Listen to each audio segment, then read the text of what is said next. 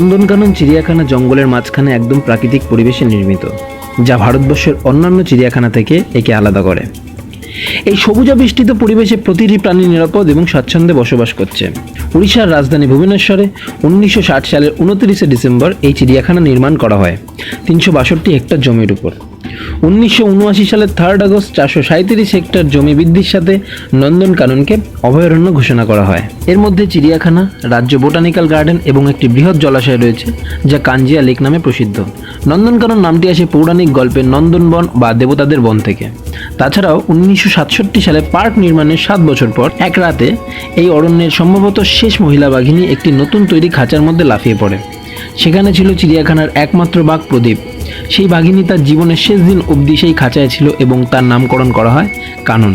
কিছুদিন আগেও অরণ্যের একটি স্বাধীন বাঘ ঠিক এইভাবে 18 ফুটের বেড়া টপকে একটি বাঘিনীর খাঁচায় এসে পড়ে। তার নামকরণ করা হয় নন্দন। 2016 সালে নন্দন দুটো বাচ্চার পিতৃত্ব লাভ করেছে। নন্দনকানন পৃথিবীর প্রথম ক্রোকোডাইল ব্রিডিং সেন্টার। 1980 সালে সিমিরা নামে একটি বাঘিনী 3টে সাদা বাঘের জন্ম দেয়, যা ছিল একটি অনবদ্য ঘটনা। তারপর থেকে এখানে প্রায়শই সাদা বাঘের জন্ম হয়। বিশ্বের মধ্যে সর্বাধিক সাদা বাঘ এই নন্দনকানন অভয়ারণ্যেই রয়েছে। 1198টি স্তন্যপায়ীর মধ্যে 41টি প্রজাতি, 1588টি পাখির 81 রকম প্রজাতি, 266টি সরীসৃপের 26 রকম প্রজাতি এবং 21টি উভয়চরের 6 রকম প্রজাতি রয়েছে।